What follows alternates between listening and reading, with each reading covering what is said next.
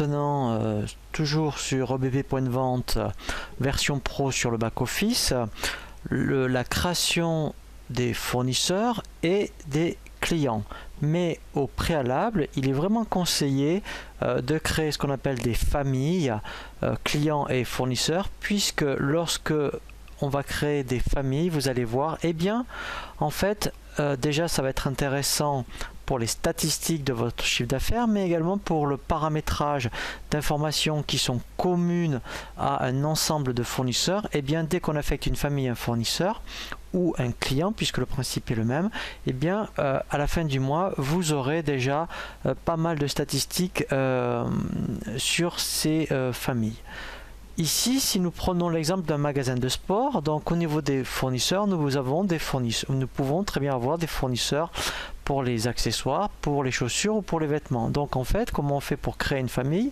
On clique sur le bouton ici, nouveau, et on va arriver sur une fiche comme celle-ci. Alors, c'est intéressant de créer aussi des familles quand vous avez aussi par exemple, des fournisseurs en CE ou à l'international. Pourquoi?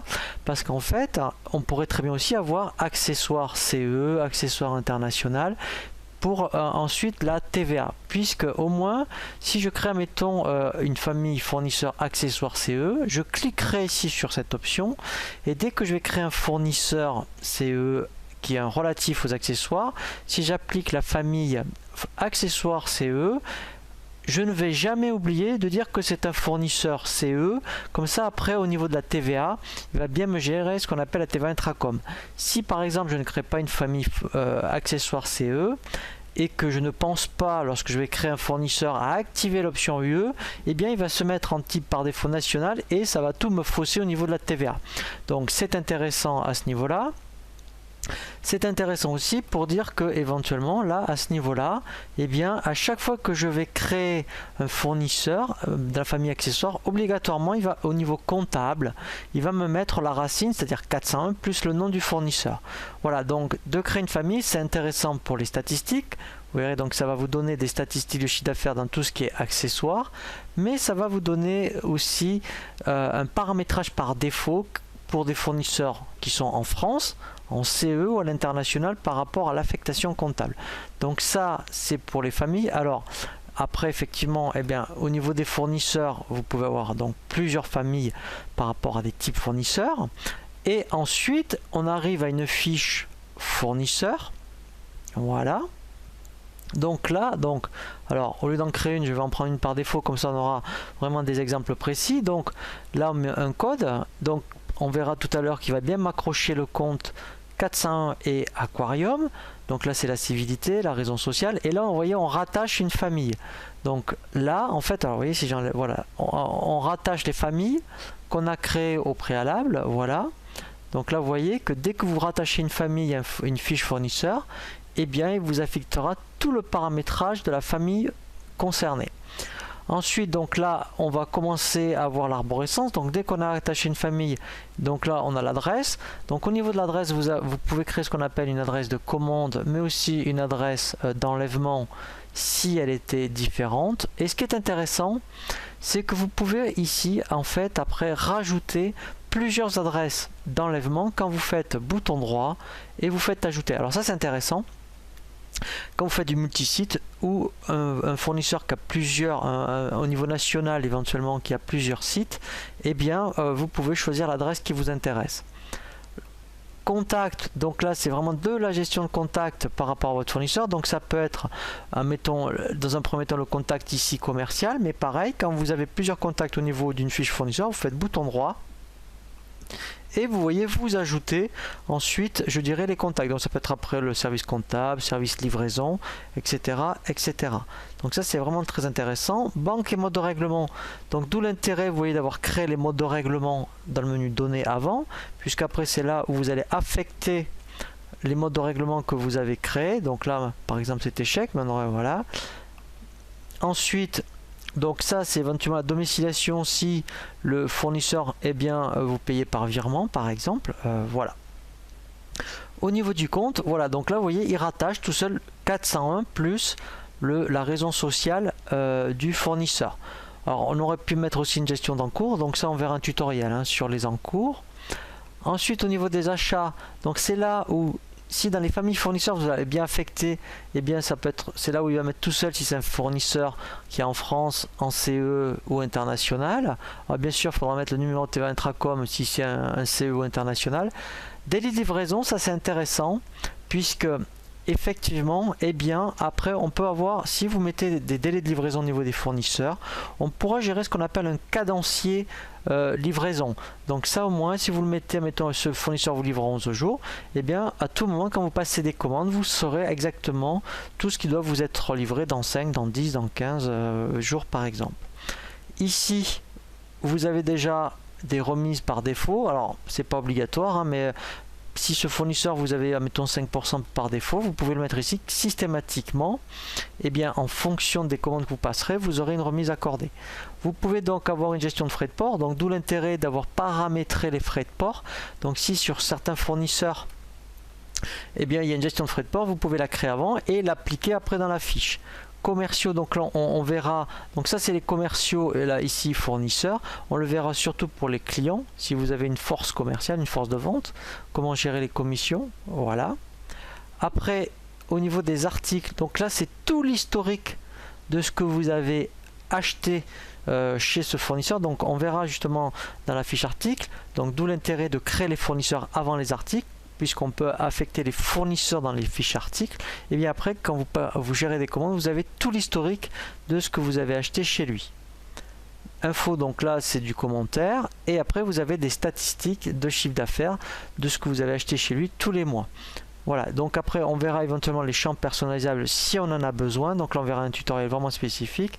Et là l'onglet divers, voilà, donc là c'est juste le code APE et l'état du fournisseur s'il est actif ou inactif. Voilà, donc là j'enregistre avec la petite disquette, voilà, alors là c'est pour la clé RIP, c'est pas grave, pour la fiche fournisseur.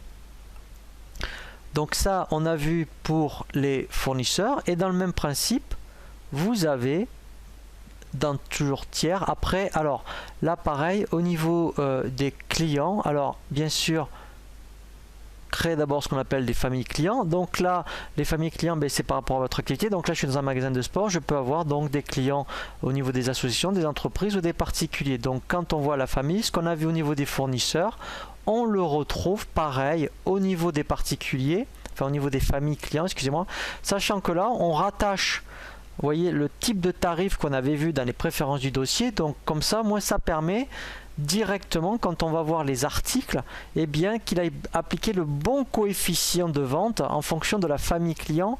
Ici tarif appliqué que vous devez appliquer pour chaque famille. Voilà, donc on verra après les grilles tarifaires, puisqu'on peut aussi avoir, si au niveau des familles particuliers, donc on a un tarif particulier déjà, mais en plus, en fonction par exemple des quantités achetées, eh bien on peut avoir un palier de remise ici, où on peut avoir directement des remises articles. Donc ça on va bien le revoir en détail quand on va voir tout ce qui est effectivement la gestion multitarif. On peut activer aussi la relation client, donc ça après ça nous dira effectivement tout ce qu'il faut faire par rapport à ce client. On peut affecter aussi des remises par défaut, voilà. Et là pareil, après donc dès qu'on a terminé au niveau des, voilà, donc là dès qu'on touche quelque chose, ça aussi c'est l'intérêt de créer une famille. Au moins dès qu'on modifie une information, si j'avais 500 clients de type association, il mettra à jour directement les 500 fiches clients. Donc ça c'est aussi l'intérêt, vous voyez, donc là j'en ai deux, il l'a mis à jour tout seul. Donc après effectivement dans données tiers, et bien, au niveau des clients, donc on a vu une fiche fournisseur, c'est le même principe pour une fiche client. Donc là on a vraiment les mêmes informations, donc pareil pour tout ce qui est adresse de facturation et adresse de livraison. On peut rajouter autant d'adresses que l'on veut de facturation. Pareil au niveau de la gestion de contacts, on peut rajouter autant de contacts que l'on veut. Au niveau des ventes, donc là vous voyez ici, là donc on va voir justement, on peut affecter un commercial, donc on va voir après effectivement quand on crée les commerciaux, eh bien après on peut dire quel est le commercial qui s'occupe des associations. Vous voyez ici après on peut dire que on affecte directement des frais de port à saisir, voilà. Donc là on a bien vu les tarifs particuliers. On peut dire aussi c'est une vente comptoir, vous voyez, générer une facture au lieu d'un ticket. Si par exemple, eh bien, au niveau d'une association qui vient au magasin, il vous demande plutôt une facture qu'un ticket de caisse par exemple, on peut donc choisir le nombre d'exemplaires à éditer, soit d'un ticket de caisse, soit d'une facture. Donc après là c'est les statistiques de vente, voilà, pour ce client là. Ici c'est du commentaire. Les champs perso, on verra bien dans quel cas on peut utiliser les champs perso. Là c'est tout ce qui est mode de règlement, donc pareil ici. Alors après effectivement, si on verra pour tous les clients en compte et les clients qui viennent payer au magasin, donc là c'est plutôt pour les clients qui sont en compte, voilà. On peut donc, si après c'est un client qui paye par virement à 30 jours, mettre la domiciliation du client. Au niveau compte ici, voilà, donc là par contre, vous voyez, on l'a pas au niveau client, mais on l'a au niveau fournisseur, mais on l'a au niveau client. Et bien ici, les lettres de relance, on peut dire, ah bien je veux les générer systématiquement par mail. Alors bien sûr, ça veut dire que dans l'adresse ici, dans tout ce que contact ici, il faut bien mettre le mail. Alors, voilà, comme ça il ira chercher automatiquement par défaut celui qui est en principal. Voilà, donc ça c'est très important. On peut faire ce qu'on appelle une gestion d'encours. Donc là on verra aussi si effectivement vous gérez des encours, et bien ce qui se passe quand les clients dépassent un encours. Donc là c'est par rapport, voilà, vous voyez, donc là ici, donc là c'est pour le code APE et les fidélités. Donc on verra justement si après vous voulez gérer une carte de fidélité, mais il suffit de cocher gestion d'une carte de fidélité. Alors on peut aussi éditer une petite carte de fidélité avec un code barre. On verra justement avec tout ce qui est douchette dans le front office. Et après, alors on verra quand on verra vraiment le tutoriel destiné aux cartes de fidélité. Voilà, par rapport, si on gère des cartes de fidélité par rapport à des points, par rapport à un chiffre d'affaires ou un nombre de passages. Voilà, et après vous aurez l'historique ici. Effectivement, pour savoir si votre client vous le demande, vous pourrez lui dire à tout moment où c'est qu'il en est. Et tout ce qui est abonnement, donc ça on verra aussi par rapport à la gestion des abonnements sur ebp.net. Voilà, donc là effectivement quand on est arrivé ici, et bien voilà, donc là on a vraiment terminé par rapport au niveau de la fiche tiers, donc client. Donc là, vous voyez, il y a pas mal de similitudes entre client et fournisseur. Donc c'est vrai, après, la seule chose qui manque, c'est ce que l'on va voir après dans le prochain tutoriel, c'est les commerciaux. Si vous avez, alors on peut utiliser les commerciaux pour des vraiment comme une table commerciale, mais on peut le destiner à autre chose. Ça peut être, admettons, un porteur d'affaires, admettons tout ce qui est, si vous voulez, admettons des techniciens, des collaborateurs, voilà, on peut le gérer autrement au niveau de tout ce qui est commerciaux. Vous voyez, on n'est pas obligé de l'utiliser vraiment par rapport à des vendeurs. On peut détourner la table commerciaux à d'autres fins.